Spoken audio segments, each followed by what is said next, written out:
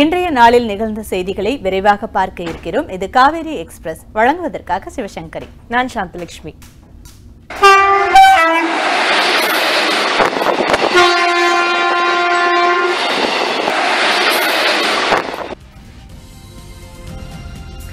தஞ்சாவூர் விபத்தில் உயிரிழந்த 10 பேர் குடும்பங்களுக்கு தலா 1 லட்சம் ரூபாய் நிதி உதவி வழங்க முதலமைச்சர் எடப்பாடி பழனிசாமி உத்தரவிட்டுள்ளார். இது தொடர்பாக முதலமைச்சர் பழனிசாமி வெளியிட்டுள்ள அறிக்கையில், தஞ்சாவூர் விபத்தில் 10 பேர் உயிரிழந்தனர் என்ற தகவலை கேட்டு தாம் மிகுந்த துயரமடைந்ததாக குறிப்பிட்டுள்ளார். இந்த துயர சம்பவத்தில் உயிரிழந்த 10 பேரின் குடும்பத்தினருக்கு தனது ஆழ்ந்த இரங்கலையும் அனுதாபத்தையும் முதலமைச்சர் கூறியுள்ளார். இந்த விபத்தில் 23 பேர் காயமடைந்துள்ளதை கேட்டு தாம் மிகவும் துயரமடைந்ததாகவும், இது தொடர்பாக படுகாயமடைந்த அனைவருக்கும் சிறந்த முறையில் சிகிச்சை அளிக்க தஞ்சாவூர் மாவட்ட நிர்வாகத்திற்கும் மருத்துவமனை நிர்வாகத்திற்கும் உத்தரவிட்டுள்ளதாகவும் தெரிவித்துள்ளார். தமிழக மாணவர்களின் நலனை கருத்தில் கொண்டு நீட் தேர்வு தொடர்பாக சட்ட ரீதியான நடவடிக்கை தொடரும் என அமைச்சர் திண்டுக்கல் சீனிவாசன் தெரிவித்துள்ளார். திருவண்ணாமலை மாவட்டத்தில் தமிழக அரசின் செய்தித்துறை சார்பில் எம்ஜிஆர் நூற்றாண்டு கண்காட்சியை தொடங்கி வைத்த பின் செய்தியாளர்களை சந்தித்த அவர், நீட் தேர்வில் தமிழகத்திற்கு விலக்களிக்க பிரதமரை முதலமைச்சர் நேரில் சந்தித்து வலியுறுத்த இருப்பதாகவும் தெரிவித்துள்ளார். இதனிடையே நீட் தேர்வை பொறுத்தவரை தமிழக மாணவர்கள் பாதிக்கப்படுவதை ஏற்றுக்கொள்ள முடியாது என மத்திய அமைச்சர் பொன் ராதாகிருஷ்ணன் தெரிவித்துள்ளார். மதுரையில் செய்தியாளர்களை சந்தித்த அவர், தமிழ்நாட்டில் சில போராட்டங்கள் தூண்டப்படுவதாகவும், தமிழகத்திற்கு எந்தவொரு நலத்திட்டங்களும் வந்துவிடக்கூடாது என சில கட்சிகள் செயல்படுவதாகவும் தெரிவித்துள்ளார். டெல்லியில் மீண்டும் போராட்டத்தை தொடருவதற்காக தென்னிந்திய நதிகள் இணைப்பு சங்கத்தின் மாநில தலைவர் ஐயாக்கனு தலைமையில் தமிழக விவசாயிகள் டெல்லி சென்றனர். தமிழகத்தில் நிலவும் கடுமையான வறட்சி காரணமாக விவசாயம் பாதிக்கப்பட்டு வாங்கிய கடனை திருப்பி செலுத்த முடியாமல் 400க்கும் மேற்பட்ட விவசாயிகள் தற்கொலை செய்து கொண்டனர். இது தொடர்பாக பிரதமரை சந்தித்து முறையிட அனுமதி மறுக்கப்பட்டதால் கடந்த ஏப்ரல் மாதம் தமிழக விவசாயிகள் டெல்லியில் தொடர் போராட்டங்களை நடத்தினர். அப்போது தமிழக முதலமைச்சர் விவசாயிகளை நேரில் சந்தித்து அவர்களின் பிரச்சினைகளுக்கு நிரந்தர தீர்வு பெற்றுத் தருவதாக உறுதியளித்ததை தொடர்ந்து போராட்டம் தற்காலிகமாக கைவிடப்பட்டது. ஆனால் இதுவரை எந்த நடவடிக்கையும் எடுக்கப்படாததால் தமிழக விவசாயிகளின் வங்கிக் கடனை தள்ளுபடி செய்ய வேண்டும், காவிரி மேலாண்மை வாரியம் விரைவில் அமைக்க வேண்டும் உள்ளிட்ட பல கோரிக்கைகளை வலியுறுத்தி 50க்கும் மேற்பட்ட விவசாயிகள் ஐயாக்கனு தலைமையில் டெல்லி புறப்பட்டு சென்றனர். தமிழக சட்டப்பேரவைக்கு 3 நாட்கள் விடுமுறை அறிவிக்கப்பட்டுள்ளது. தமிழக சட்டப்பேரவை கூட்டம் கடந்த மாதம் ஜூன் 14ஆம் தேதி தொடங்கி நடைபெற்று வருகிறது. பல்வேறு துறைகளில் மானிய கோரிக்கை மீதான விவாதம் விறுவிறுப்பாக நடைபெற்று வந்த நிலையில் சனி மற்றும் ஞாயிறு விடுமுறை என்பதாலும் வரும் திங்கட்கிழமை குடியரசுத் தலைவருக்கான தேர்தல் நடைபெற இருப்பதாலும் சட்டப்பேரவைக்கு தொடர்ந்து 3 நாட்கள் விடுமுறை அறிவிக்கப்பட்டுள்ளது. இதனால் வரும் 18ஆம் தேதி பேரவை கூட்டத்தொடர் வழக்கம் போல் தொடங்கி ஜூலை 19ஆம் தேதி வரை நடைபெறுகிறது. இலங்கை சிறைப்பிடித்துள்ள தமிழக மீனவர்களின் படகுகளை விடுவிக்க அந்நாட்டு நீதிமன்றம் உத்தரவிட்டுள்ளதாக தகவல் வெளியாகியுள்ளது. எல்லை தாண்டி மீன்பிடித்ததாக கூறி இலங்கை கடற்படையினர் தமிழக மீனவர்களை கைது செய்வதும் அவர்களது படகுகளை பறிமுதல் செய்வதும் தொடர்கதையாக இருந்து வருகிறது. இந்நிலையில் 42 தமிழக மீனவர்களின் படகுகள் இலங்கை வசம் உள்ளன. அவற்றை மீட்பதற்கு மீனவ அமைப்புகள் மத்திய மாநில அரசுகளுக்கு கோரிக்கை விடுத்து வந்தன. இதன் அடிப்படையில் இலங்கை சிறைப்பிடித்துள்ள தமிழக மீனவர்களின் படகுகளை விடுவிக்க அந்நாட்டு நீதிமன்றம் உத்தரவிட்டுள்ளதாக தகவல் வெளியாகியுள்ளது. தனியார் தொலைக்காட்சியில் ஒளிபரப்பாகும் பிக் பாஸ் நிகழ்ச்சியில் தாம் கலந்து கொள்ளவில்லை என்றும் அந்த நிகழ்ச்சி சமூகத்தை சீரழிப்பதாக உள்ளதாகவும் பாஜக தேசிய செயலாளர் ராஜா கருத்து தெரிவித்துள்ளார். மேலும் இந்த நிகழ்ச்சியை தொகுத்து வழங்கும் நடிகர் கமல் இந்நிகழ்ச்சியின் மூலம் சமூகத்தை சீரழிக்கிறார் என்றும், மற்ற அரசியல் கட்சிகளை குறை சொல்ல அவருக்கு என்ன தகுதி இருக்கிறது என்றும் அவர் கேள்வி எழுப்பினார். மேலும் மத்திய அரசை பற்றி தவறாக பேசினால் நிச்சயம் தண்டிக்கப்படுவார்கள் என்றும் எச்சரிக்கை விடுத்தார். தமிழகத்தில் மணல் கொள்ளையை தடுக்க எதிர்க்கட்சித் தலைவர் மு.க. ஸ்டாலினை சந்தித்து வலியுறுத்தப் போவதாக தமிழக அனைத்து விவசாய சங்கங்களின் ஒருங்கிணைப்பு குழு தலைவர் பி.ஆர். பாண்டியன் தெரிவித்துள்ளார். சென்னை எழும்பூரில் செய்தியாளர்களை சந்தித்த போது மணல் கொள்ளையால் தமிழகம் பாலைவனமாக மாறும் சூழல் உருவாகியுள்ளதாகவும், குடியிருப்பு பகுதிகளும் பாதிக்கப்பட்டுள்ளது எனவும் கூறினார். மேலும் ஜிஎஸ்டி வரியை காரணம் காட்டி விவசாயிகளுக்கு உரிய விலை கிடைக்காமல் இடைத்தரகர்கள் கொள்ளையில் ஈடுபடுவதால் தான் தக்காளி, சின்ன வெங்காயம் உள்ளிட்ட பொருட்களின் விலை உயர்ந்துள்ளதாகவும் பி.ஆர். பாண்டியன் குற்றம் சாட்டினார். வரும் 17ஆம் தேதி பொறியியல் கலந்தாய்வு தொடங்க உள்ளதை அடுத்து இணையதளத்தில் அட்டவணை வெளியிடப்பட்டுள்ளது. தமிழ்நாடு பொறியியல் கல்வி மாணவர் சேர்க்கைக்கான கலந்தாய்வு கால அட்டவணையை உயர்கல்வித்துறை அமைச்சர் கே.பி. அன்பழகன் நேற்று முன்தினம் வெளியிட்டார். இதையடுத்து www.tnea.ac.in என்ற இணையதளத்தில் பொறியியல் கலந்தாய்வு அட்டவணை வெளியிடப்பட்டுள்ளது. தொழிற்பிரிவு, பொதுப்பிரிவு, சிறப்பு பிரிவுக்கான பட்டியலை அட்டவணையில் தெரிந்து கொள்ளலாம். பொறியியல் கல்வி சேர்க்கை கலந்தாய்வுக்காக 1,41,071 விண்ணப்பங்கள் பெறப்பட்டுள்ளன என்பது குறிப்பிடத்தக்கது. நீட் தேர்வில் தேர்ச்சி பெற்ற மாணவ மாணவிகள் MBBS மற்றும் BDS மருத்துவ படிப்புகளுக்கான அகில இந்திய ஒதுக்கீட்டிற்கு விண்ணப்பிக்கும் பணி கடந்த 3ஆம் தேதி தொடங்கியது. முதற்கட்ட கலந்தாய்வு 13 மற்றும் 14ஆம் தேதிகளில் ஆன்லைன் முறையில் நடைபெறும் என்றும் 15ஆம் தேதி முதற்கட்ட முடிவுகள் வெளியாகும் எனவும் அறிவிக்கப்பட்டிருந்தது. அதன்படி கலந்தாய்வு முடிவுகள் இன்று வெளியிடப்பட்டுள்ளன. www.mcc.nic.in என்ற இணையதளத்தில் முடிவுகளை மாணவர்கள் தெரிந்து கொள்ளலாம் என தெரிவிக்கப்பட்டுள்ளது. 2ஆம் கட்ட கலந்தாய்வு அடுத்த மாதம் 5ஆம் தேதி முதல் 7ஆம் தேதி வரை நடைபெறுகிறது. இதற்கான முடிவுகள் அடுத்த மாதம் 8ஆம் தேதி வெளியிடப்படும் என்றும் அறிவிக்கப்பட்டிருந்தது குறிப்பிடத்தக்கது. திருச்சியில் இருந்து திருவனந்தபுரம் வரை நீட்டிப்பு செய்யப்பட்ட இன்டர்சிட்டி ரயிலை மத்திய இணையமைச்சர் பொன் ராதாகிருஷ்ணன் தொடங்கி வைத்தார். தென் மாவட்ட மக்கள் பயன்பெறும் வகையில் திருச்சியில் இருந்து திருநெல்வேலி வரை இன்டர்சிட்டி ரயில் பயன்பாட்டில் இருந்து வருகிறது. இந்த ரயிலை திருவனந்தபுரம் வரை நீட்டிப்பு செய்ய பொதுமக்கள் கோரிக்கை விடுத்து வந்தனர். இந்நிலையில் கோரிக்கையை ஏற்றுக்கொண்ட மத்திய ரயில்வே துறை திருச்சியில் இருந்து திருவனந்தபுரம் வரை இன்டர்சிட்டி ரயில் சேவையை நீட்டிப்பு செய்துள்ளனர். இதனால் தென் மாவட்ட மக்கள் பெரிதும் பயனடைவார்கள் என்பது குறிப்பிடத்தக்கது. குறைந்து வரும் வேலைவாய்ப்பு காரணமாக இளைஞர்கள் நலனை காக்க தமிழக அரசு என்ன செய்ய போகிறது என்று பாமக நிறுவனர் ராமதாஸ் கேள்வி எழுப்பியுள்ளார். இது தொடர்பாக ராமதாஸ் வெளியிட்டுள்ள அறிக்கையில், தமிழ்நாட்டில் அரசு துறை மற்றும் தனியார் துறை வேலைவாய்ப்புகள் தொடர்பாக வெளியாகியுள்ள புள்ளி விவரங்கள் பெரும் அதிர்ச்சியும் வேதனையும் அளிப்பதாக கூறியுள்ளார். இந்தியாவின் மற்ற மாநிலங்களில் நிலவும் சூழலுக்கு மாறாக தமிழகத்தில் வேலைவாய்ப்பு குறைந்து வருவது கவலை அளிப்பதாகவும் அவர் குறிப்பிட்டுள்ளார். ஒருபுறம் தமிழகத்திற்கு வரவேண்டிய முதலீடுகள் ஆந்திரா மற்றும் தெலுங்கானாவுக்கு செல்வதும், மறுபுறம் தமிழகத்தில் வேலைவாய்ப்புகள் குறைந்து வருவது ஆகியவை தமிழகம் எந்த திசையில் பயணிக்கிறது என்பதை உறுதி செய்துள்ளதாகவும் கூறியுள்ளார். மருத்துவ மாணவர் சேர்க்கையில் உயர்நீதிமன்றம் பிறப்பித்த உத்தரவை எதிர்த்து தமிழக அரசு மேல்முறையீடு செய்ய முடிவு செய்துள்ளது. MBBS, BDS மருத்துவ படிப்புகளுக்கான மாணவர் சேர்க்கையில் மாநில பாடத்திட்டத்தில் படித்தவர்களுக்கு 85%, மீதமுள்ள 15% இடங்களை CBSE உள்ளிட்ட பிற வகை பாடம் படித்தவர்களுக்கும் ஒதுக்கீடு செய்து தமிழக அரசு கடந்த ஜூன் 22ஆம் தேதி அரசாணை பிறப்பித்தது. இந்த அரசாணையை எதிர்த்து CBSE பாடத்திட்டத்தின் கீழ் படித்த மாணவர்கள் உயர்நீதிமன்றத்தில் வழக்கு தொடர்ந்தனர். அப்போது இருதரப்பு வாதங்களையும் கேட்ட நீதிபதி ரவிச்சந்திர பாபு தமிழக அரசு அறிவித்த அரசாணையை ரத்து செய்து உத்தரவிட்டார். சென்னை உயர்நீதிமன்றத்தின் இந்த உத்தரவை எதிர்த்து மேல்முறையீடு செய்ய தமிழக அரசு முடிவு செய்துள்ளதாக தகவல் வெளியாகியுள்ளது. முல்லை பெரியாறு அணை பராமரிப்பு பணி தொடர்பாக தொடரப்பட்ட வழக்கில் கேரள அரசின் பதில் மனுவுக்கு தமிழக அரசு 3 வாரத்தில் பதில் அளிக்குமாறு உச்சநீதிமன்றம் உத்தரவிட்டது. முல்லை பெரியாறு அணை பகுதியில் பராமரிப்பு பணிகளை மேற்கொள்ள செல்லும் தமிழக அதிகாரிகளை கேரள போலீசார் தடுத்து நிறுத்துவதாக புகார் கூறப்பட்டிருந்தது. இது தொடர்பாக தமிழக அரசு சார்பில் கடந்த 2015ஆம் ஆண்டு உச்சநீதிமன்றத்தில் மனு தாக்கல் செய்யப்பட்டது.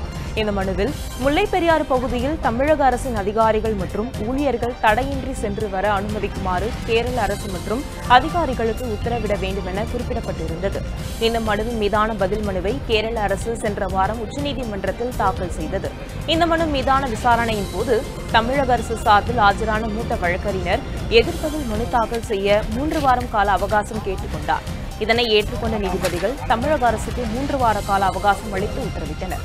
பெருந்தலைவர் காமராஜரின் 115வது பிறந்தநாள் விழாவை முன்னிட்டு தூத்துக்குடி வடக்கு மாவட்ட திமுக சார்பில் மாலை அணிவித்து மரியாதை செலுத்தப்பட்டது.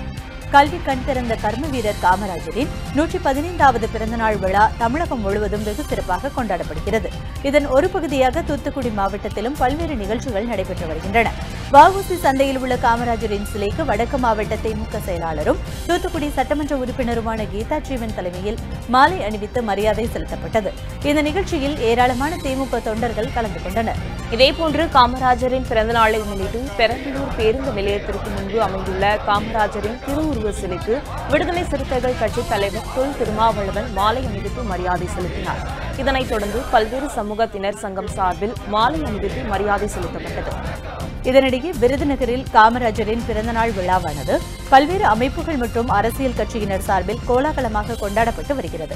விருதுநகரில் உள்ள காமராஜர் இல்லத்தில் அவரது திருவுருவ சிலைக்கு தமிழக அரசு சார்பில் விருதுநகர் மாவட்ட ஆட்சியர் சிவஞானம் மாலை அணிவித்து மரியாதை செலுத்தினார்.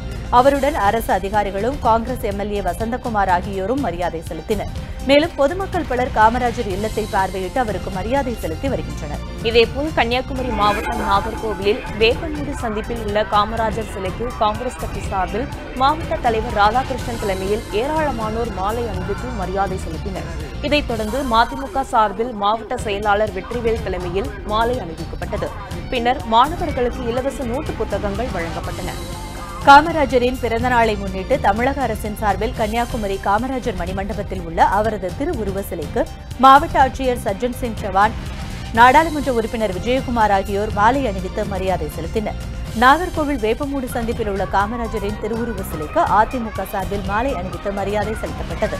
மாவட்டம் முழுவதும் பல்வேறு பகுதிகளில் உள்ள காமராஜர் சிலைகளுக்கும் பல்வேறு கட்சிகளைச் சேர்ந்தவர்களும் மாலை அணிவித்து மரியாதை செலுத்தி வருகின்றனர். காமராஜரின் பிறந்த நாளை அடுத்து அவரது திருவுருவ சிலைக்கு புதுச்சேரி முதலமைச்சர் நாராயணசாமி மாலை அணிவித்து மரியாதை செலுத்தினார். பின்னர் அமைச்சர்கள் மற்றும் சட்டமன்ற உறுப்பினர்களும் சிலைக்கு மாலை அணிவித்து மரியாதை செலுத்தினர்.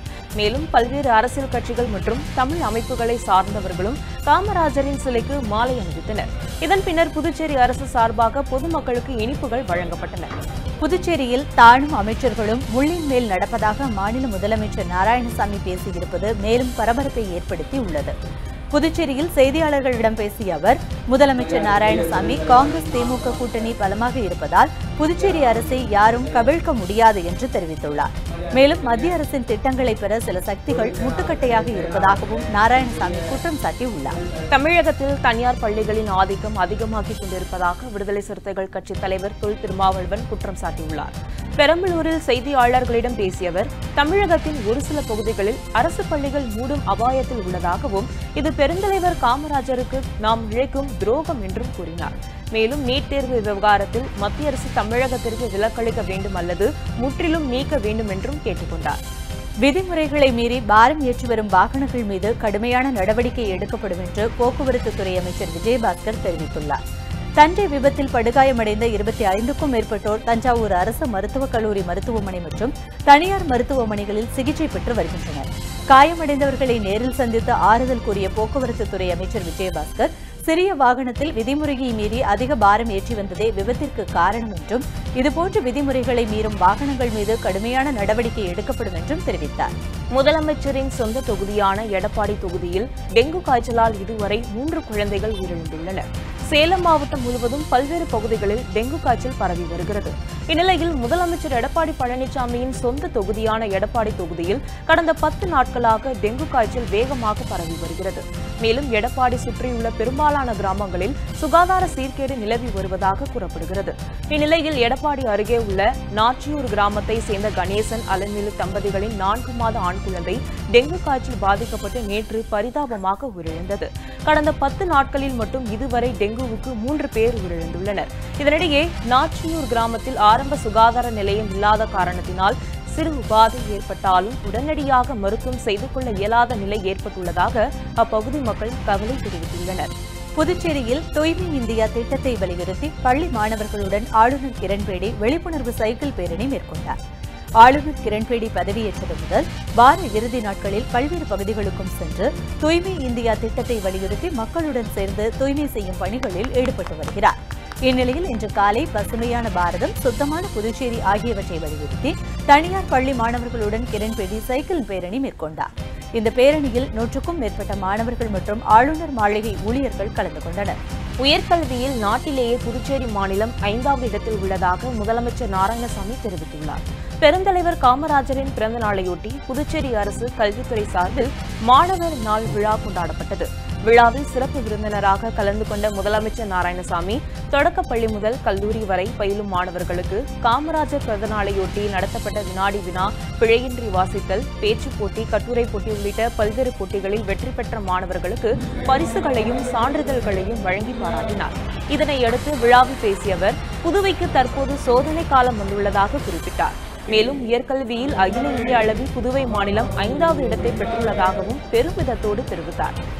கூடலூர் அருகே பகல் நேரங்களில் கூட்டம் கூட்டமாக சாலையை கடக்கும் யானைகளால் பொதுமக்கள் மற்றும் வாகன ஓட்டிகள் அச்சமடைந்துள்ளனர். பந்தலூர் தாலுகாவிற்கு உட்பட்ட பந்தலூர், கொளப்பள்ளி, சேரம்பாடி பகுதிகளில் பகல் நேரங்களில் மக்கள் வசிக்கும் பகுதிகளில் யானைகளின் நடமாட்டம் அதிகரித்துள்ளது.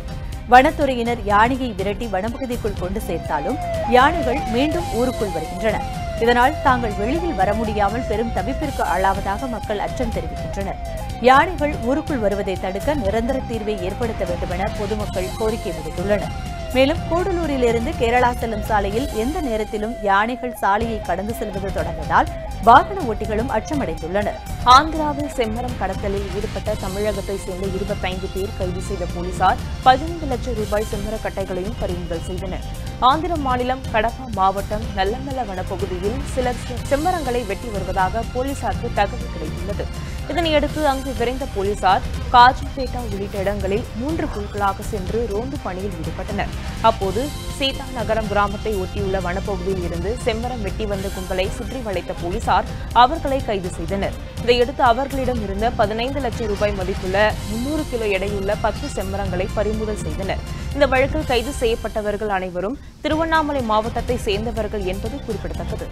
பெரம்பலூரில் எம்ஜிஆர் நூற்றாண்டு விழாவை கொண்டாடுவது தொடர்பான ஆலோசனைக் கூட்டத்தை பெரம்பலூர் மாவட்ட ஆட்சித்தலைவர் சாந்தா நடத்தினார். பெரம்பலூர் மாவட்டத்தில் வரும் ஆகஸ்ட் 5ஆம் தேதி முன்னாள் முதலமைச்சர் எம்ஜிஆர் அவர்களின் நூற்றாண்டு விழாவை சிறப்பாக கொண்டாடுவது தொடர்பாக அனைத்து துறை அலுவலர்களுடனான ஆலோசனைக் கூட்டத்தை பெரம்பலூர் மாவட்ட ஆட்சித்தலைவர் சாந்தா தன் அலுவலகத்தில் நடத்தினார். இவ்விழாவில் அனைத்து துறைகளின் சார்பில் வழங்கப்பட உள்ள நலத்திட்ட உதவிகள் குறித்து விரிவாக ஆலோசிக்கப்பட்டது. மேலும் விழா நடைபெறும் தினத்தில் மேற்கொள்ளப்பட வேண்டிய பாதுகாப்பு நடவடிக்கைகள் குறித்தும் காவல்துறை கண்காணிப்பாளருடன் மாவட்ட ஆட்சித்தலைவர் ஆலோசனை நடத்தினார். நாகை அருகே 1 லட்சம் ரூபாய் மதிப்புள்ள 1500 மது பாட்டில்களை பறிமுதல் செய்த போலீசார் தலைமறைவான கார் ஓட்டுநரை தேடி வருகின்றனர். நாகை மாவட்டம் திட்டச்சேரி காவல் நிலையத்திற்கு உட்பட்டது புதுக்கடை கிராமம். இப்பகுதியில் உள்ள நெடுஞ்சாலையில் போலீசார் வாகன சோதனையில் ஈடுபட்டிருந்தனர். நன்னிலத்தில் இருந்து நாகப்பட்டினம் நோக்கி சென்ற காரை மடக்கி சோதனையில் ஈடுபட்டனர். அப்போது கார் ஓட்டுநர் போலீசாரை கண்டதும் அங்கிருந்து தப்பியோடியுள்ளார். இதையடுத்து போலீசார் நடத்திய சோதனையில் காரில் 48 அட்டை பெட்டிகளில் 1 லட்சம் ரூபாய் மதிப்பிலான 1500 மது பாட்டில்கள் காரைக்காலில் இருந்து கடத்தி வரப்பட்டதை கண்டறிந்தனர்.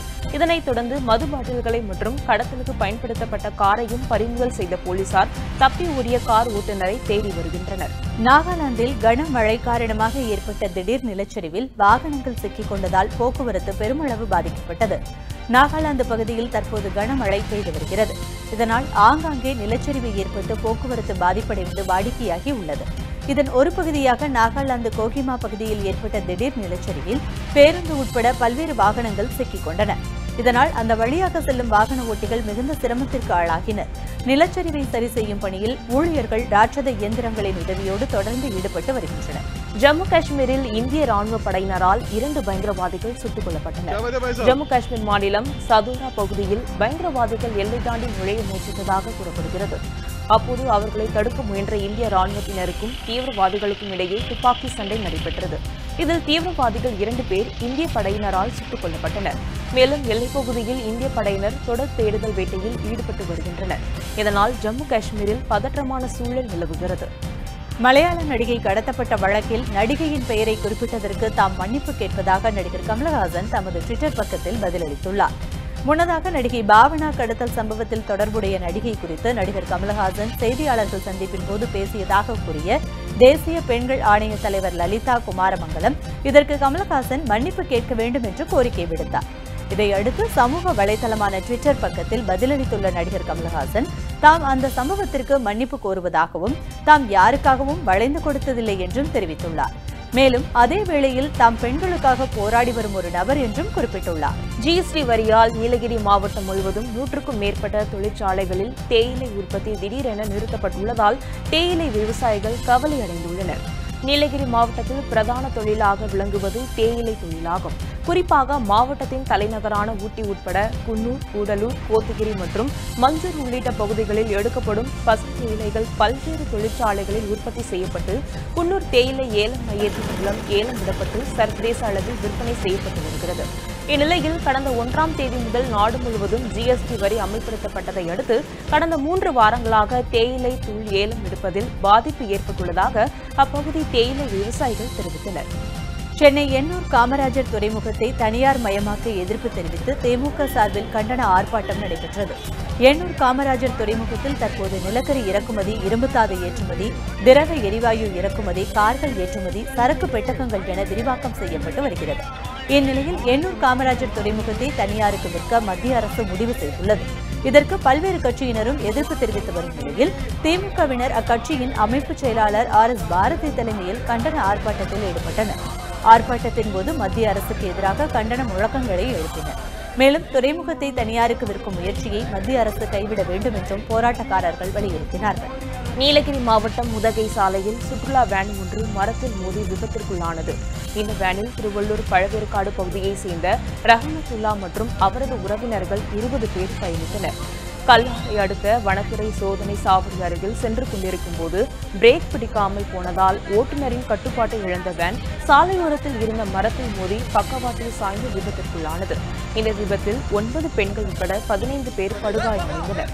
இதேபோல் ஈரோட்டில் இருந்து சத்தியமங்கலம் நோக்கி சென்று கொண்டிருந்த அரசு பேருந்தில் ஏற்பட்ட திடீர் தீ விபத்தில் பேருந்து முழுவதும் இருந்து சாம்பலானது. இந்த விபத்தில் பயணிகள் அதிர்ஷ்டவசமாக உயிர் தப்பினர். ஈரோட்டில் இருந்து சத்தியமங்கலத்தை நோக்கி சென்று கொண்டிருந்த இந்த அரசு பேருந்தில் 37 பேர் பயணித்தனர். அப்போது கவுந்தம்பாடி அருகில் உள்ள எல்லிஸ்பேட்டை என்ற இடத்திற்கு அருகில் பேருந்து சென்று கொண்டிருந்த போது திடீரென புகை வந்துள்ளது. இதை அறிந்த ஓட்டுநர் வெங்கடாச்சலம் பேருந்தை உடனடியாக நிறுத்தினார். அதன் பின்னர் பேருந்து மளமளவென தீப்பிடித்ததால் அதிலிருந்த பயணிகள் கீழே குதித்து உயிர் தப்பினர். இதில் 2 பெண்கள் காயமடைந்தனர். தகவல் அறிந்ததும் பவானியில் இருந்து வந்த தீயணைப்புத் துறையினர் 1 மணி நேரம் போராடி தீயை அணைத்தனர். நாகர்கோவில் அருகே மக்கள் அதிகமாக நடமாடும் பகுதியில் உள்ள மதுக்கடையை அகற்றக் கோரி அப்பகுதியைச் சேர்ந்த 100 கன்னியாகுமரி மாவட்டம் 5 கிராமத்தில் வசிக்கும் மக்கள் VO அலுவலகம் மற்றும் காவல் நிலையத்தை சுற்றியுள்ள பகுதிகளில் இருக்கும் டாஸ்மாக் கடையில் சிலர் மது குடித்துவிட்டு அடிக்கடி பல்வேறு விபத்துகளை ஏற்படுத்துவதாக புகார் தெரிவிக்கின்றனர். மேலும் 5 கிராம மக்கள் இப்பகுதிகளில் இருக்கும் டாஸ்மாக் கடைகளை அகற்ற வலியுறுத்தி பல்வேறு உயர் அதிகாரிகளிடமும் மனு கொடுத்தும் எந்தவிதமான நடவடிக்கைகளும் மேற்கொள்ளப்படவில்லை என தெரிகிறது. இதனால் மதுக்கடையை உடனடியாக அகற்ற கோரி 100க்கும் மேற்பட்ட பொதுமக்கள் உண்ணாவிரத போராட்டத்தில் ஈடுபட்டனர்.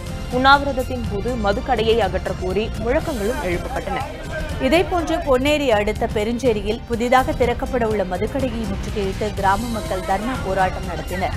பெருஞ்சேரி கிராமத்தில் புதிதாக கட்டப்பட்டு வந்த கட்டிடத்திற்கு அருகில் சமீபத்தில் மது விற்பனை செய்வதற்காக மது பாட்டில்கள் வந்து இறங்கியுள்ளன. விசாரித்ததில் அந்த புதிய கட்டிடத்தில் மதுக்கடை திறக்கப்பட இருப்பதாக ஊர் மக்களுக்கு தகவல் தெரிந்தது.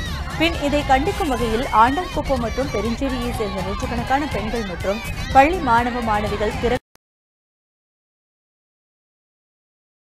பின் அவ்விடம் வந்த காவல்துறையினர் டாஸ்மாக் ஊழியர்களிடம் பேசி மதுக்கடை திறக்கப்படாமல் இருக்க நடவடிக்கை இருப்பதாக உறுதியளித்ததன் பேரில் போராட்டம் நடத்தியவர்கள் கலைந்து சென்றனர்.